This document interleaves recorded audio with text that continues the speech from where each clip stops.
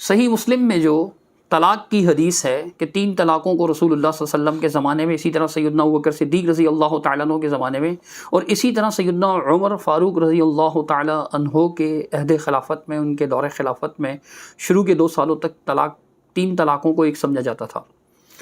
اب اس حوالے سے اس حدیث کے ترجمے کے بارے میں مفتی طارق مسعود صاحب نے جو اعتراضات کیے ان کے ہم جواب دے چکے ہیں، آپ حضرات کے سامنے 2 کلپس آ چکے ہیں، اسی حوالے سے ہم مزید گفتگو کو آگے بڑھائیں گے۔ مفتی طارق مسعود صاحب یہ بھی کہتے ہیں کہ جی انہوں نے اللہ کے حرام کو حلال کر دیا ہے، حالانکہ ایسا نہیں ہے۔ رسول اللہ صلی اللہ علیہ وسلم کی اس حدیث سے واضح ہوتا ہے کہ 3 طلاقیں اگر ایک ساتھ دی جاتی ہیں تو ان کو ایک ہی شمار کیا جاتا تھا، رسول اللہ صلی اللہ علیہ وسلم کے زمانے میں بھی، سیدنا ابوبکر صدیق رضی اللہ تعالیٰ عنہ کے زمانے میں بھی، اور سیدنا عمر فاروق رضی اللہ تعالیٰ عنہ کے زمانے میں بھی۔ اب مفتی صاحب اپنے اس بیان میں لوگوں کو جوابات بھی سکھا رہے ہیں، کہتے ہیں کہ جی پھر اس کا کیا جواب ہے اس حدیث کا، جو صحیح مسلم کی یہ حدیث ہے کہ 3 طلاقوں کو ایک سمجھا جاتا تھا،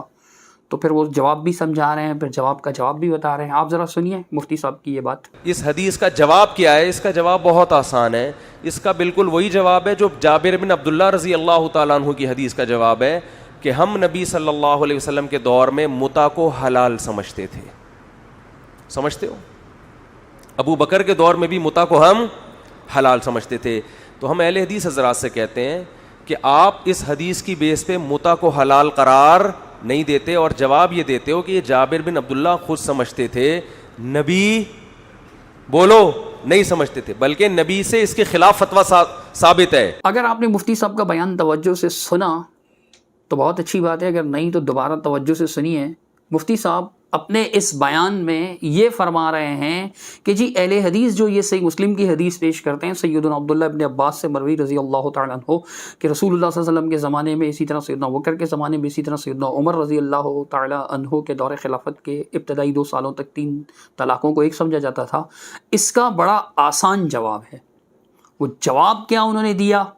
دوبارہ سن لیجئے آپ خود ان کی زبان سے کہ وہ کیا جواب سمجھا رہے ہیں اپنے ساتھیوں کو۔ اس حدیث کا جواب کیا ہے؟ اس کا جواب بہت آسان ہے، اس کا بالکل وہی جواب ہے جو جابر بن عبداللہ رضی اللہ تعالیٰ عنہ کی حدیث کا جواب ہے کہ ہم نبی صلی اللہ علیہ وسلم کے دور میں متع کو حلال سمجھتے تھے۔ تو ہم اہل حدیث حضرات سے کہتے ہیں کہ آپ اس حدیث کی بیس پہ متع کو حلال قرار نہیں دیتے، اور جواب یہ دیتے ہو کہ یہ جابر بن عبداللہ خود سمجھتے تھے،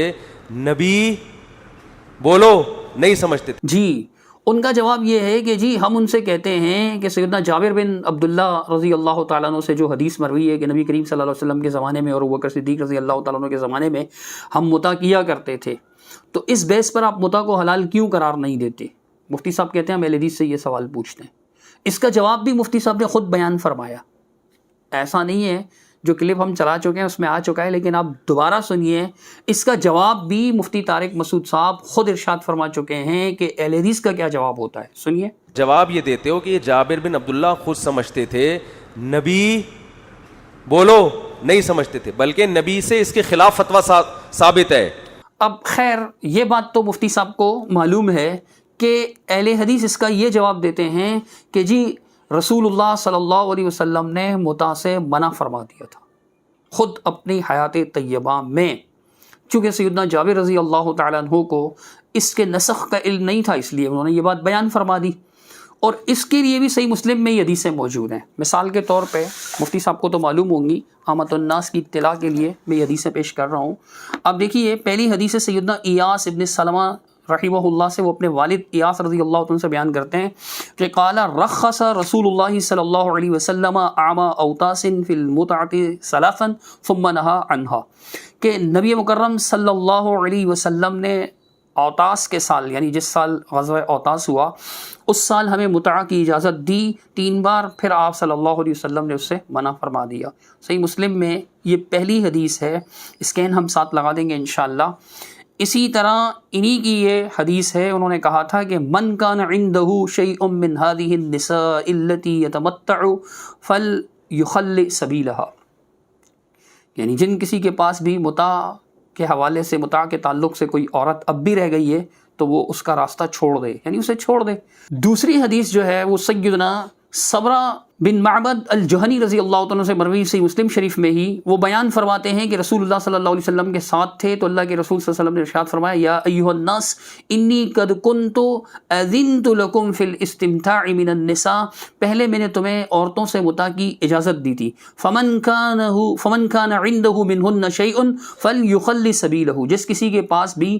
ان عورتوں میں سے کوئی ہے، متاع والی عورتوں میں سے، تو وہ اس کا راستہ چھوڑ دے، وَلَا تَأْخُذُوا مِمَّا آتَيْتُمُوهُنَّ شَيْئًا، اور اس متاع کے بدلے میں تم نے انہیں جو کچھ دیا تھا اسے ان سے واپس بھی مت لو۔ یہ دوسری حدیث ہے۔ اسی طرح تیسری حدیث سیدنا علی رضی اللہ تعالیٰ عنہ سے مروی صحیح مسلم شریف میں وہ بیان فرماتے ہیں کہ ان النبی صلی اللہ علیہ وسلم نہا عن نکاح المتعۃ یوم خیبر وعن لحوم الحمر الاہلیہ، کہ اللہ کے رسول صلی اللہ علیہ وسلم نے نکاح متاع کو جو ہے حرام قرار دے دیا تھا خیبر کے موقع پر، اور اسی طرح لحوم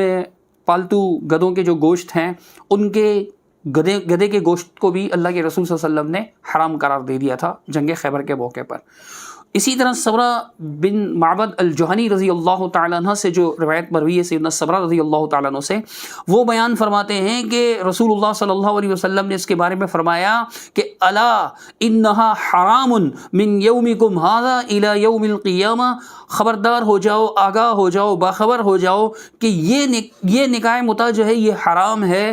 آج سے تمہارے اس دن سے لے کر کے قیامت کے دن تک۔ ومن کان اعطى شیئا فلا یاخذہ، جس کسی نے اس کے بدلے میں کچھ دیا ہو اس سے نہ لے۔ یہ صحیح مسلم شریف کی احادیث ہیں، اس کے نام آپ کے سامنے لگا دیں گے انشاءاللہ۔ ان احادیث سے یہ بات بالکل واضح ہو جاتی ہے کہ نبی کریم صلی اللہ علیہ وسلم نے اگر متاع کی اجازت دی تھی تو قیامت تک متاع کو حرام بھی فرما دیا تھا۔ تو اگر مفتی صاحب اس بیس پر کہتے ہیں کہ جی یہ تو جواب تو انہیں معلوم ہے کہ حدیث کہتے ہیں خود نبی علیہ الصلوۃ والسلام نے منع فرما دیا تھا، اب اگر مفتی صاحب ایسی کوئی حدیث پیش کر دیں کہ پہلے رسول اللہ صلی اللہ علیہ وسلم کے زمانے میں 3 طلاقوں کو ایک سمجھا جاتا تھا، پھر نبی علیہ الصلوۃ والسلام نے خود یہ فیصلہ نافذ فرما دیا کہ آئندہ میں اگر کسی نے 3 دی تو 3 نافذ کر دی جائیں گی، جب تک وہ ایسی حدیث پیش نہیں کر سکتے تو بطور اعتراض ہم پر حدیث متاع پیش نہیں کر سکتے۔ حدیث متاع اور حدیث 3 طلاق کا معاملہ ایک نہیں ہے، یہ 2 الگ الگ معاملات ہیں، ان دونوں کو مکس اپ نہ کریں، ان کو مکس نہ کریں، یہ الگ الگ ہیں۔